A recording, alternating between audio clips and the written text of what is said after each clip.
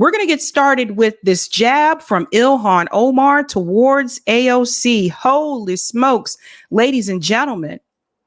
Ilhan Omar, she gave a speech here. I want to go ahead and bring this up and shout out to the dudes at Hotspot for doing the damn thing. It says Representative Ilhan Omar throwing jabs at AOC. So she gave a speech here. And this is outside again.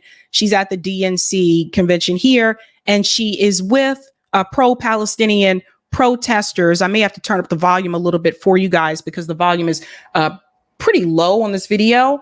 But listen to this. I want you to hear what she says. Palestinians. It's been unconscionable for me in the last 10 months to witness my colleagues in this administration refusing to Palestinians. Start over.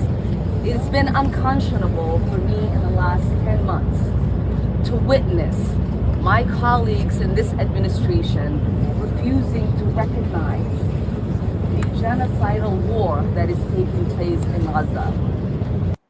Okay, so what she said is that, you know, she's basically frustrated that her colleagues in this administration, obviously in the Democratic Party, are refusing to say and basically admit about what's happening to people in Gaza. Let's continue. To not see the mothers who have lost countless children, the babies whose dead bodies are being dug out. To not understand that working tirelessly for a ceasefire is really not a thing, and they should be ashamed of themselves for saying such. Palestinians. It's been unconscionable for me in the last 10 months to witness my colleagues in this administration refusing to recognize the genocidal war that is taking place in Gaza. Did you notice something? Notice she used the word genocide, right? AOC is not using that word. Bernie Sanders isn't using it. Now, AOC has used it before during speeches that she's given at demonstrations, but obviously she did not say that on the stage when she had the mic in front of her at the DNC earlier this week. But notice she used the word genocide. And then this part, here comes the jab towards AOC. Not see the mothers who have lost countless children, the babies whose dead bodies are being dug out. To not understand that working tirelessly for a ceasefire is really not a thing, and they should be ashamed of themselves. So she said working tirelessly for a ceasefire is really not a thing, and they should be ashamed of themselves. Now, who would she be referring to, ladies and gentlemen? Let's go ahead and bring this up. Just a little reminder here in case you may have forgotten. She is working tirelessly to secure a ceasefire in Gaza and bringing hostages home. She is working tirelessly to secure a ceasefire in Gaza and bringing hostages home. A little bit of a jab there from Ilhan Omar towards AOC. As we all know, AOC is the only one who made that statement about tirelessly working on a ceasefire. And Ilhan Omar said in her speech that they should be ashamed of themselves. She's talking specifically in that discussion about AOC,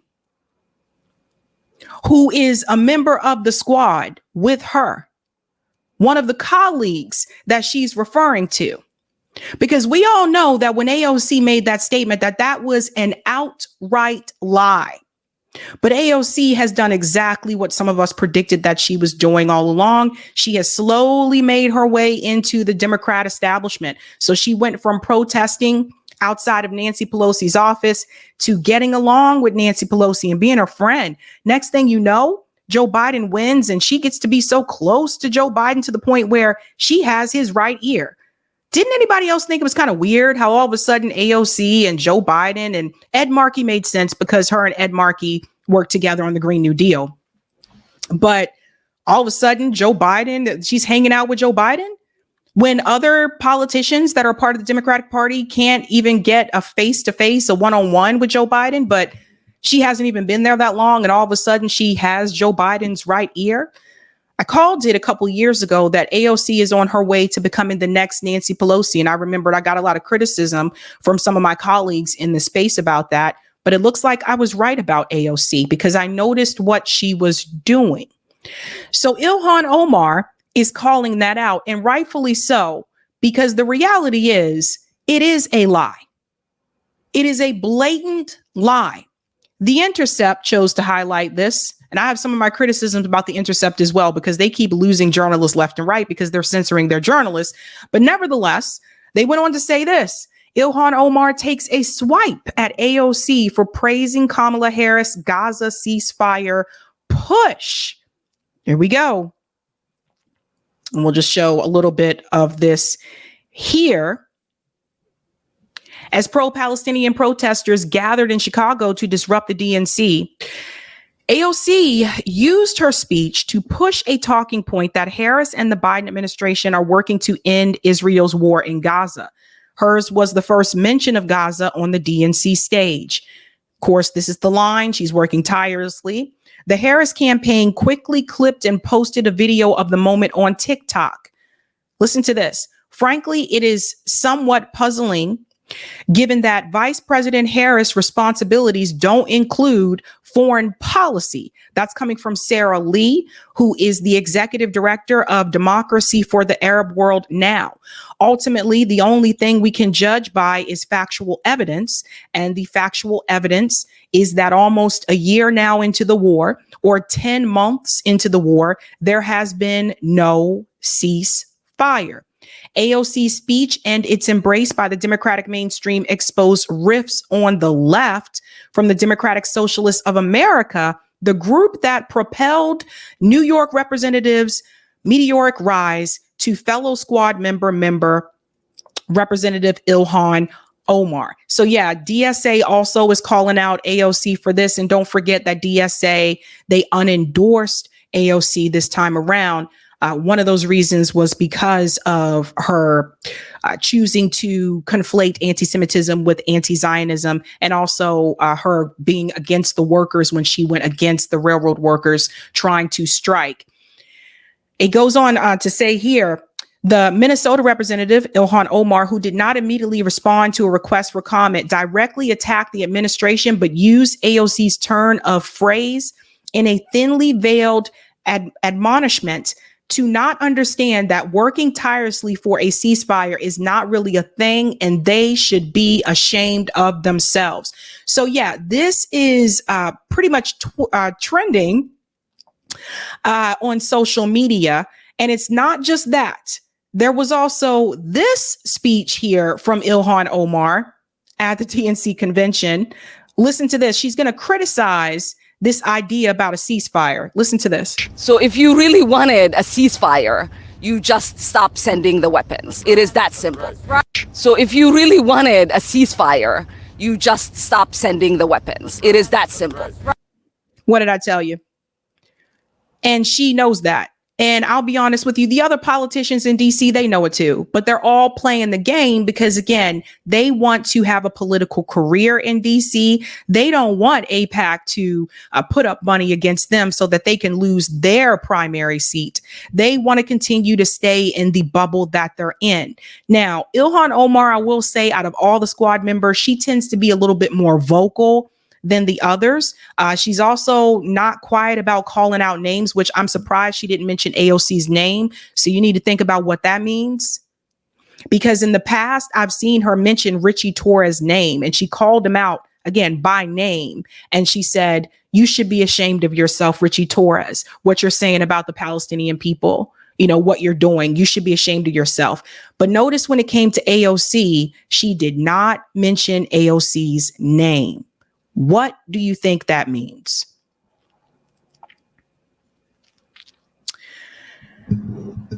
Here's something I want people to think about. It was just a couple of years ago that these politicians were running for office the first time. They didn't call themselves the squad.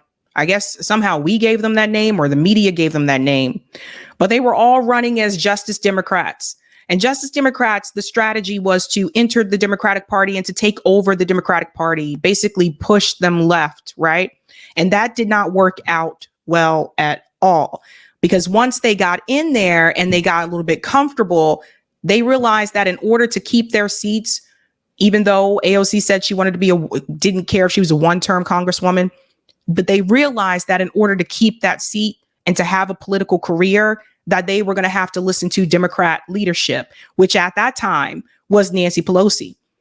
This is the reason why they chose not to force the vote for Medicare for all, because again, they didn't want to lose their seat. I think the only one that was willing to push back was Cori Bush at first, but then Cori Bush said she received something for her district, and that's why she voted for Nancy Pelosi as speaker. So what this whole experiment has taught us is that you cannot push the Democratic Party left, and you cannot take over the Democratic Party from within the inside, because the powers that be that control the party are way too powerful, and they will find a way to remove you if they can. And they did that to Cynthia McKinney, and they did that to Dennis Kucinich. That's why right now Dennis Kucinich is running as an independent for Congress. So we have to think about that. But ladies and gentlemen, this is the first time I have seen a squad member vocally go after AOC, who out of all the squad members is the most popular one.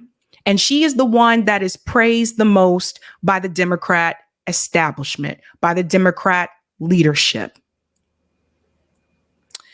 So we will continue to keep our eye on what is happening here. Again, like I said, Ilhan Omar just won her primary, so she knows now she can be a little bit more vocal, because obviously she's in a blue district, so the Republican challenger most likely is not going to beat her. So she can be a little bit more vocal. There's also the issue of the fact that Cori Bush was just ousted and Jamal Bowman as well. And maybe Ilhan Omar might be looking around thinking, you know, now they're trying to get rid of me.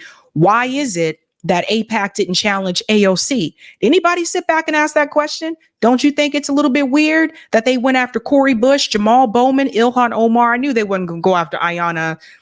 Ayanna was always like a soft progressive. I lived in her district, I know. So I knew they weren't going to go after her, but they did not go after AOC.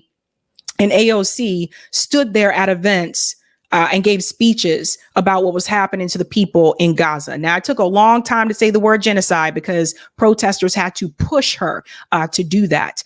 But the reason why AIPAC did not target AOC is, let's not forget, she hosted that webinar where she sat there with other members, one of them of AIPAC, and she hosted the webinar and she conflated anti-Zionism with anti-Semitism. And it was just basically like this lecture webinar about telling protesters what they should say and what they should not say. And that is why AIPAC did not come after her. Keep your eye on that. Again, she knows she wants to continue her political career. So this whole talk, and I think from day one, and I'll be very clear about this, folks, because you don't get to be an intern for Ted Kennedy just because you're a good student. Do you know how many people apply for those types of internships here? She was a student at Boston University. I worked at Boston University. She was not an activist. I don't know where any of this stuff came from, but she was not an activist. The way that she was described as a Justice Democrat candidate, a lot of these things were fluff. Yes, she was a bartender, but she also owned a startup. You know, so they painted her out to be like this working class, like hero who grew up in the Bronx. She grew up in a suburb outside of New York City. Her parents started off in the Bronx, but then her dad was the president of the architecture firm that he worked at. So AOC got a better education than a lot of people that lived in the Bronx area. So just keep that in mind. Now, it's unfortunate that these things weren't explained when she was running. Because if it happened, I would have never donated money to AOC. I would have never done that. Ilhan Omar, I think, a little bit different. I don't remember her pretending to be something that she wasn't, but AOC definitely did. And the way that they portrayed her in the documentary Knocking Down the House where they said, oh, she was just a bartender. No, she wasn't just a bartender. She owned a startup. Yes, she also bartended, but I don't want people to sit back here and think that she came from rags to and all of a sudden just became this congressperson. That was the story that she wanted people to tell. And I've spoken with people that worked with Justice Democrats at that time and have told me to my face and during call-in episodes that it was AOC's idea to go with that story because AOC said, go with that because that sounds better. This girl was playing people since day one. Maybe Ilhan Omar is starting to see that. I don't know. We will have to wait. We will have to sit back and see.